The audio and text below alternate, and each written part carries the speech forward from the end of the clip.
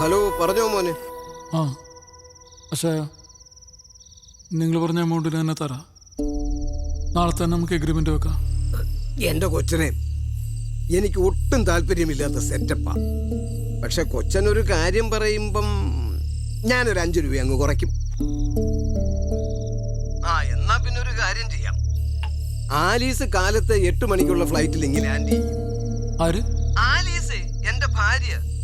അവളെയും പിക്കപ്പ് ചെയ്ത് വരുമ്പം ഒരു 9:30-10 മണി. അന്നേരം തന്നെ അഡ്വാൻസ് തന്ന് കരാർ എഴുതാം. അപ്പൊ ശരി, എല്ലാം പറഞ്ഞ പോലെ തന്നെ. എനിക്കെന്തോ ഇവിടെ വിട്ടു പോവാൻ. ജീവിതത്തിലെ ഏറ്റവും ഇമ്പോർട്ടൻ്റ് മനസ്സമാധാനം. നമുക്കിവിടെ ദൂരെ എവിടെയെങ്കിലും പോവാം, സെറ്റിലാവാം.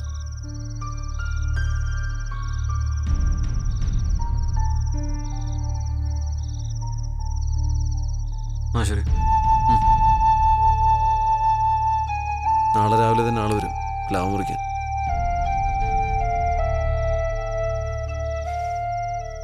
എല്ലാം അങ്ങ് തീരട്ടെ അല്ലേ?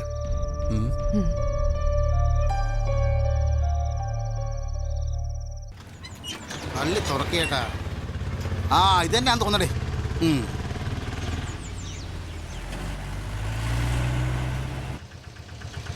ഇവിടത്തെ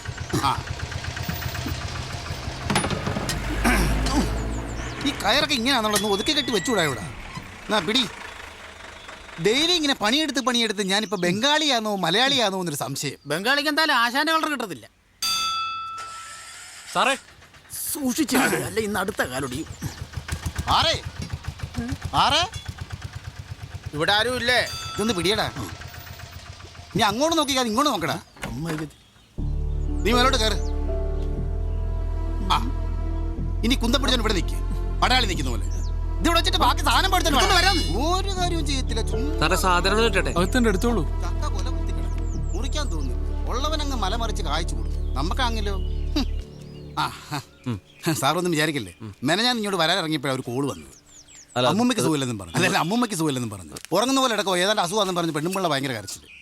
ഞാൻ പിന്നെ അവിടെ ചെന്ന് നോക്കിയിട്ട് ഞാൻ പറഞ്ഞു ഇത് അസുഖമൊന്നുമല്ല, മരിച്ചു പോയതാന്ന് പറഞ്ഞു. പിന്നെ അതിന്റെ മാവ് വെട്ട്. നിങ്ങൾ വാചോടിക്കാതെ പെട്ടെന്ന് കയറി മുറിക്കാൻ നോക്ക്. ഞങ്ങൾ ഇവിടെ സാറേ നിൽക്കുന്നത്, ഇങ്ങോട്ട് പറഞ്ഞ പോലെ. ഒരൊറ്റ കൊമ്പോല വീഴത്തില്ല. ഒരു പ്ലാവിലെ പോലെ അപ്പുറത്ത് വീഴരുത്. ദൈവമേ, ഒരു ചെറിയ പ്രാർത്ഥന. ആചാരം വന്നേ, ഒരു വീടിനെയാണ് ഞാൻ നശിപ്പിക്കുന്നത്. ഈ അണ്ണാനെ കിളികള് ഓന്തിന്റെ ഒക്കെ ശാപം കിട്ടിക്കഴിഞ്ഞാല് ഭയങ്കര ശാപമാണ്. അപ്പൊ ഞാൻ മുറിച്ചോട്ടെ? വേണ്ട, മരം വെട്ടണ്ട. ഇതിപ്പോ ആരുടെ പ്ലാവ്? നിങ്ങളതങ്ങ് മുറിക്കും. മരം മുറിക്കണ്ട, ഞങ്ങൾ എവിടെ വിട്ട് പോകും.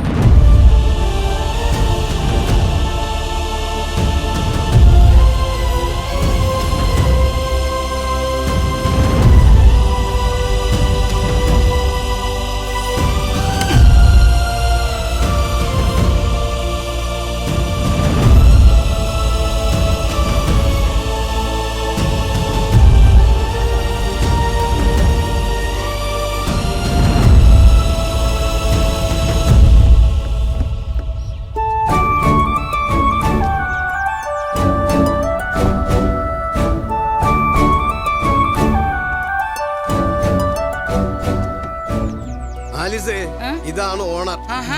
ഈ കൊച്ചിനെ കണ്ട നമ്മുടെ കാഞ്ഞിരപ്പള്ളിയിലെ ശോശാമ്മയുടെ ഇളയ മോനെ പോലെ ഉണ്ടല്ലയോ? എന്തുവാ അവന്റെ പേര്? നീ ഇവിടെ ചുമ്മാ ഭാഗത്തോട്ടിരുന്ന് സംസാരിക്കും. വേണ്ട സാർ, ഇവിടെ മതി. എന്നാ പിന്നെ അഡ്വാൻസ് അങ്ങ് കൊടുത്താട്ടെ. നല്ല പൊലിക്കുന്ന കയ്യാ. അയ്യോ ചേച്ചി, അയ്യോടി, എത്ര നാളായി കണ്ടിട്ട്. എനിക്ക് ഒരുപാട് കാര്യങ്ങൾ നിന്നോട് പറയാനുണ്ടടി. പിന്നെ പറയാം, അഡ്വാൻസ് കൊടുക്കട്ടെ. മോളെ കിഴക്കോട്ട് തിരിഞ്ഞില്ലേ മോളെ? ഓ, ഇതിന് കിഴക്കും വടക്കും ഒന്നും അറിയത്തില്ലെന്ന് തോന്നുന്നു. ഇങ്ങോട്ട് നീങ്ങി എന്നാട്ടെ, ഇങ്ങോട്ട് നീങ്ങി എന്നാട്ടെ മോളെ. ഇവിടെ നിൽക്ക്.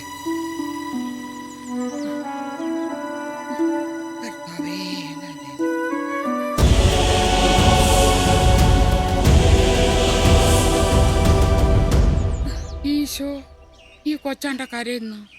വാങ്ങിക്ക്. പിന്നെ ഞാൻ കൊടുത്തിട്ട് വേണ്ടേ മേടിക്കാൻ? കരഞ്ഞോണ്ടാണോ കാശ് വാങ്ങിക്കുന്നേ? ഇതിപ്പോ ഗതികെട്ടുള്ള വിൽപ്പനയല്ലയോ? അതാ കണ്ണു നിറഞ്ഞത്. എനിക്കറിയാം ഇത് നേരെ ചൊവ്വയുള്ള ഇടപാടല്ല, ഇല്ലയോ? എന്റെ കർത്താവേ, 10-30 കൊല്ലം താങ്ങും തണലുമായിട്ട് നിന്ന ഈ മിണ്ടാപ്രാണിയെ വെട്ടാൻ പോന്നോ? എന്റെ പൊന്നുമക്കളെ, ഇതൊക്കെ കണ്ട ചേട്ടത്തിക്ക് വിഷമ. അതുകൊണ്ടാ മരമായാലും ശരി, വീട്ടിൽ വളർത്തുന്ന പട്ടിയും പൂച്ച ആയാലും ശരി, എനിക്ക് സ്വന്തം മക്കളെ പോലെയാ. നമുക്ക് 3 മക്കൾ വേറെ ഇല്ല. ഇത് വിട്, എന്നിട്ട് അതങ്ങോട്ട് കൊടുക്കും. ഓ, ഇതാകെ മൊത്തം ശകനപ്പഴയാ. ഇവിടെ വെട്ടല്, അവിടെ കരച്ചില്, ശരിയാവും തോന്നുന്നില്ല. ഈ മരക്കൊമ്പ് ചാഞ്ഞ കാരണമാണ് നമുക്ക് ഈ വില്ല കിട്ടിയത്. വഴക്കും ബഹളും ഒക്കെ ആയി. വിളിച്ചപ്പോ ഞാൻ പറഞ്ഞില്ലായിരുന്നു? ഓ, അതാന്നോ? ഓ, ഇനിയിപ്പോ അതും പറഞ്ഞോണ്ട് ചൈൻ ചെയ്യില്ലേ. എടാ കൊച്ചനെ, ഈ 1.5 ചാൻ മരക്കൊമ്പേല ഈ 2 വീട്ടുകാരുടെ അഭിമാനം കൂടി കൊള്ളുന്നു.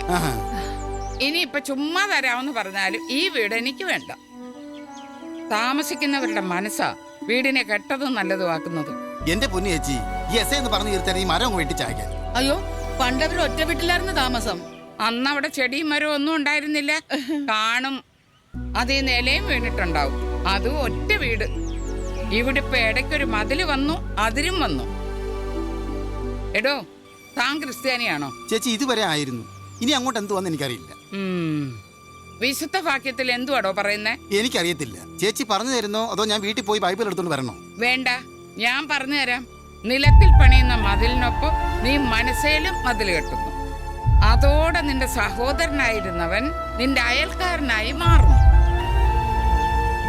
അന്ന് നീ അവന് വേണ്ടി ചാകാൻ നടക്കുന്നു, ഇന്ന് അവനെ കൊല്ലാൻ നടക്കുന്നു.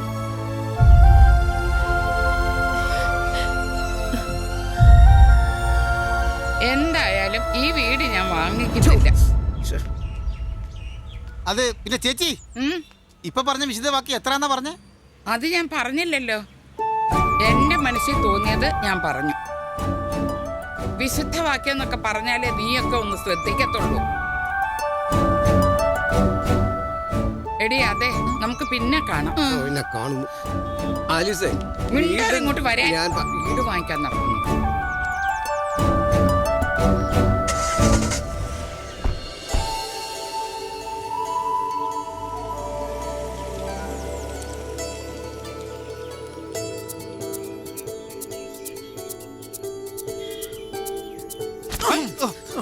സത്യത്തിൽ കഥ എന്താന്ന് എനിക്ക് മനസ്സിലായില്ല. മനസ്സിലായില്ലയോ?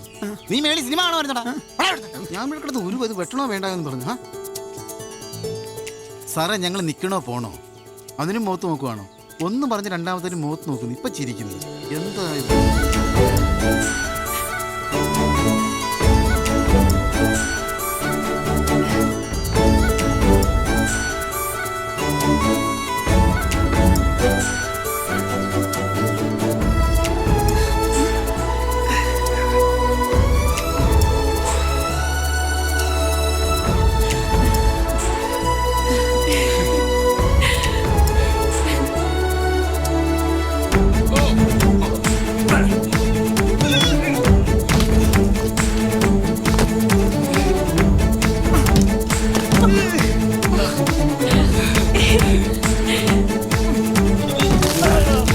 മരപ്പുറത്ത് നടക്കും തോന്നില്ല, മതിലുകൊളുപ്പ് നടക്കും. ഇവിടെ കുറെ ഉണ്ടല്ലോ. കൊട്ടേഷൻ പിടിക്കാൻ പാ.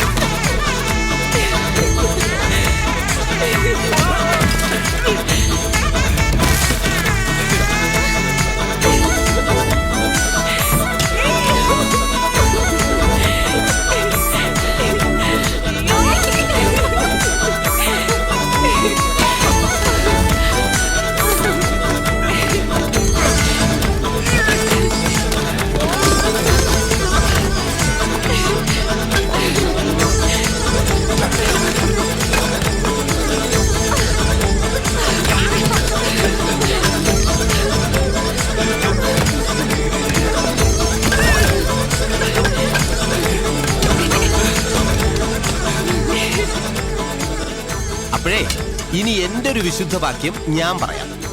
അസഹിഷ്ണുതയുടെ ഈ കാലത്ത് മനുഷ്യർക്കിടയിൽ, അത് വീടുകളായാലും ശരി രാജ്യങ്ങളായാലും ശരി, മതിലുകളല്ല പാലങ്ങളാണ് പണിയേണ്ടത്. അല്പം സാഹിത്യം ചേർത്ത് പറഞ്ഞാൽ മനസ്സുകൾ തമ്മിലുള്ള പാലങ്ങൾ. അല്ല, ഞാനിതൊക്കെ പറഞ്ഞേ ഉള്ളൂ. എടുക്ക്, ഇന്നത്തെ സ്പെഷ്യലാ. നിന്റെയൊക്കെ ഈഗോ മാറുന്നതിന്റെ അടുത്ത ദിവസം എന്റെ വീട്ടിൽ വെച്ചൊരു പാർട്ടി ഞാൻ പണ്ടേ തീരുമാനിച്ചത്. ഈഗോ ഈഗോ ഈ സാർ എന്തൊക്കെയാ പറയുന്നത് അബു? സാറല്ല ചേട്ടൻ.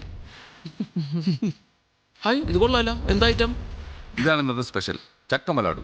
ചേട്ടൻ്റെക്കാണോ? ഇതാ, ഇത് ചക്കപ്പായസം. മൊത്തം ചക്കയാണ്. നിന്റെയൊക്കെ ചക്കയുടെ കൊതി ഇന്നത്തോടെ തീരണം. പറയാൻ പാടില്ല, എന്നാലും പറയാം. കൃത്യം അവിടെ തന്നെ കൊണ്ട് പ്ലാവ് നട്ടവൻ അവനെന്നല്ല, അവന്റെ പരമ്പര പോലും ഗുണം പിടിക്കില്ല.